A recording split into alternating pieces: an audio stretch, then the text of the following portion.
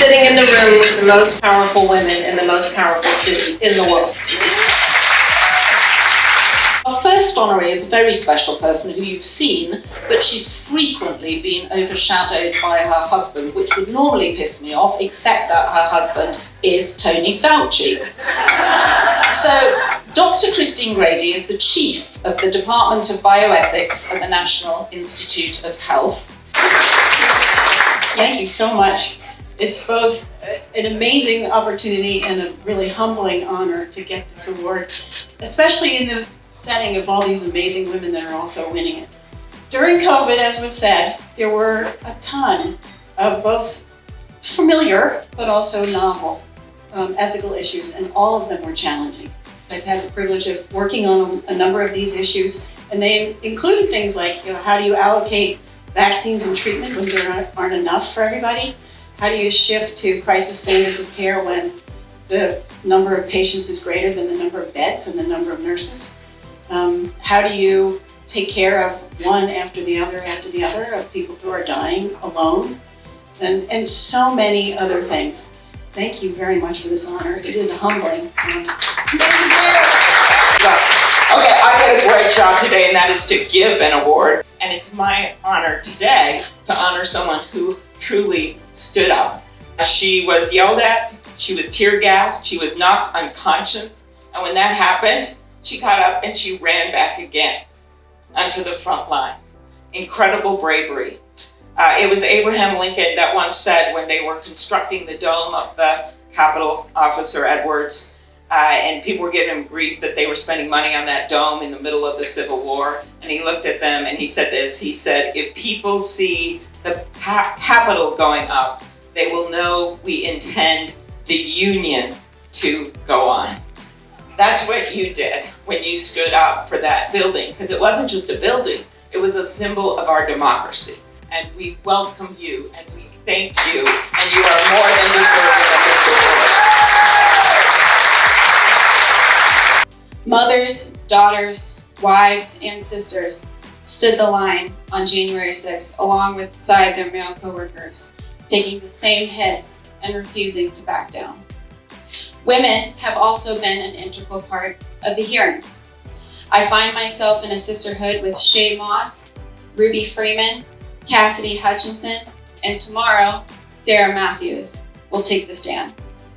Among us are countless women in Congress, like Senator Klobuchar, who are working tirelessly to make sure that justice will be served. It gives me hope and it gives me joy to see so many women finding their voice. So many women saying, I will not be silent in the face of injustice. So many women who have found the courage to continue despite threats, obstacles, and suffering. I don't believe that the future is female. I believe the present is female. Even though you are a man, you're allowed to say some words. Thank you very much. It's an honor to receive this award on behalf of Ambassador Markarova. Our soldiers are fighting on the battlefields, and our ambassadors are fighting to rally more support of Ukraine. And we're really fortunate that these efforts here in Washington are led by Ambassador Markarova, who's really outstanding. We couldn't ask for a better advocate of Ukraine than her. She's a great person. She's a professional of the highest caliber, and her energy, her strength, and dedication are truly an inspiration for all of us. It's a privilege to work on her team, and I'm happy to receive this award on her behalf. Thank you very much, and thank you for standing with Ukraine. She is founder and CEO of Salamander Hotels and Resorts, co-founder of BET, which is now a Paramount global company, and a partner in Monumental Sports and Entertainment. She is the first African-American woman billionaire. It's with the B. She is the only Black woman to have ownership in 3 professional sports teams. She has sent children to Harvard for their education and paid for it. She is a global ambassador with CARE. She has worked with an organization to combat infectious diseases in Africa, the Accordia Global Health Foundation.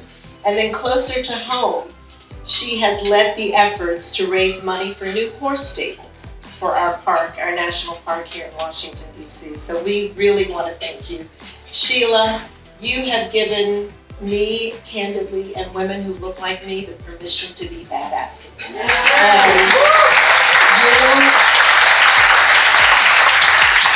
have inspired me, you have inspired so many, but I just want you to know you didn't just open a door, you kicked open a giant hole for us to go through, and I want to thank you, and I appreciate it. First of all, I just want to thank you all for this honor. This is really amazing. When my chief of staff told me that I was selected for this honor, I couldn't believe it. I'm like, why? And she goes, why not? So anyway, just briefly, I want to talk a little bit. I'm in my third active life, and I think this is a lesson for all the women here. No matter, you're going to go through a lot of adversity, and you're going to go through many acts in life, but just keep going. That's what's the important thing. Perseverance, courage, and fortitude. That's what we're all about.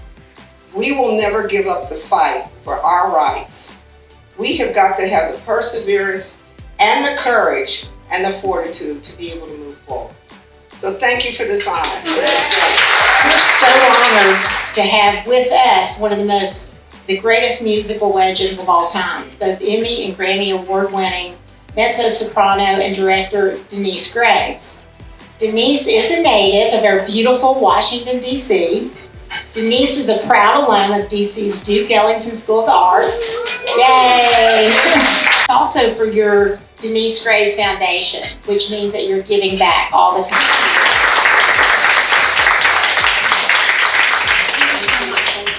Thank you all so much for this amazing honor. I'm just delighted to be here and to be included amongst this group of extraordinary, accomplished women. I've often known that I was somebody obviously in the world, but it hadn't really impressed itself on me that I could actually do something to change the world. What we're doing at the Denise Graves Foundation addresses imbalances in society that are reflected in our nation's classical arts, and they impact communities in concrete ways that are specific, that are positive, and that are vital. After 38 years now on the stage, as much as I wanted a career then, I want to support, encourage, and uplift the careers of young singers now. So after these 38 years on the stage of singing, I have finally found my voice in the establishment of the Denise Graves Foundation. And I say that not to impress you, I say it because it impresses me. She has kept us entertained. She's made us laugh. She's made us cry with her role as Jan in The Office. If you haven't seen the dinner party episode, it is literally the funniest thing out there. In her extraordinary role as Tammy in Transparent, in her role in The Bold Type, and most recently, in the most recent season of Dancing with the Stars, Melora, who wouldn't mind me saying that she's now in her 50s, outstripped women who were 19, 20, 21 with her extraordinary abilities on the dance floor. So we are thrilled to award you Melora Hardin. I want to say thank you. This coming from you is particularly lovely, being that I did play a character inspired by you in The Bold Type. So it's almost like you're giving an award to yourself. So I appreciate that. And I feel really thrilled that what I do makes people come together on all sides of the aisle, being that I'm in Washington, D.C., I can say that. And they can laugh and they can cry. And maybe they can ask questions of themselves and of each other with an open heart and an open mind. Because I think that's what's missing in our world. And the fact that I can just be a tiny, tiny, tiny little part of that inspiration in what I do makes me feel really honored, and really honored to be honored. Thank you all so much for this honor.